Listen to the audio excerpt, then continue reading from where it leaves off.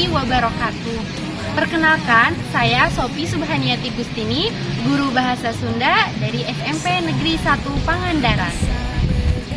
Semenjak wabah COVID-19 menyebar pada bulan Maret tahun 2020, semua sektor kehidupan mengalami kelumpuhan, tidak terkecuali sektor pendidikan.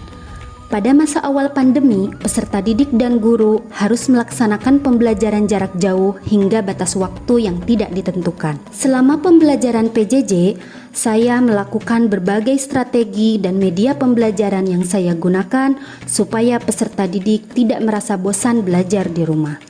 Mulai dari media yang sederhana seperti WA Group, Google Classroom, LKPD yang dirancang secara online melalui aplikasi Live Worksheet.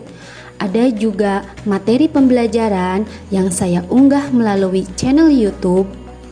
Kemudian Google Form yang digunakan untuk evaluasi pembelajaran, dan tentunya aplikasi Zoom untuk pertemuan tatap maya saya dengan para peserta didik. Hal ini merupakan ikhtiar yang saya lakukan supaya pembelajaran bisa tetap berlangsung dan peserta didik tetap bersemangat untuk belajar dari rumah. Seiring dengan berjalannya waktu, akhirnya pemerintah Kabupaten Pangandaran mengizinkan kami untuk melaksanakan pembelajaran tatap muka terbatas. Berbagai persiapan pun sekolah kami lakukan untuk menunjang sarana dan prasarana protokol kesehatan. Jumlah peserta didik dalam satu kelas dibatasi hanya 50% dari biasanya. Akhirnya diberlakukan sistem bergantian. Sistem seperti ini mengharuskan seorang guru untuk merencanakan pembelajaran ekstra, yakni luring dan daring. Maka disusunlah RPP dengan model pembelajaran blended learning, yaitu pembelajaran berbasis sinkronus dan asinkronus. Praktik baik yang saya lakukan dalam pelaksanaan PTMT untuk mengatasi learning loss adalah melakukan pembelajaran di kelas dengan cara menggunakan model pembelajaran discovery learning berbasis TPACK supaya melatih berpikir tingkat tinggi siswa dan memotivasi semangat belajar siswa.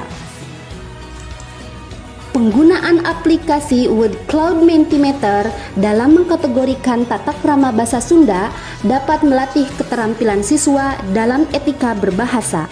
Hal ini dirasa penting karena dampak dari pembelajaran daring yang terlalu lama terjadi bukan hanya pada penurunan tingkat akademik saja, tetapi yang lebih dirasakan adalah penurunan nilai-nilai karakter yang ada pada peserta didik. Hal ini justru menjadi PR besar bagi seorang pendidik, yaitu untuk menanamkan nilai-nilai karakter baik demi tercapainya tujuan pendidikan sesuai dengan Undang-Undang Nomor 20 Tahun 2003. Evaluasi implementasi PTMT yang saya lakukan dirasa cukup signifikan. Terlihat dari beberapa siswa di kelas yang mulai berani dan aktif kembali menyampaikan pendapatnya ketika pembelajaran berlangsung. Selain itu, dari hasil evaluasi pembelajaran yang saya lakukan, baik nilai pengetahuan, sikap, dan nilai keterampilan mengalami peningkatan. Meningkatnya nilai sikap peserta didik didorong dengan pelaksanaan program pembiasaan budaya punten dan hatur nuhun yang saya lakukan, baik di dalam ataupun di luar jam pelajaran. Mulai dari penempelan poster di berbagai titik seperti di lorong-lorong kelas, di kantin, dan di dalam kelas. Hal ini merupakan sarana kampanye visual untuk mengingatkan siswa supaya senantiasa membudayakan punten dan hatur nuhun di lingkungan sekolah. Program pembiasaan budaya punten dan hatur nuhun ini merupakan tindak lanjut dari PTMT yang saya lakukan. Sudah berjalan beberapa bulan ini dan diharapkan dapat terus berjalan ke depannya, supaya terbentuk karakter siswa yang berbudi pekerti luhur dan berakhlak mulia.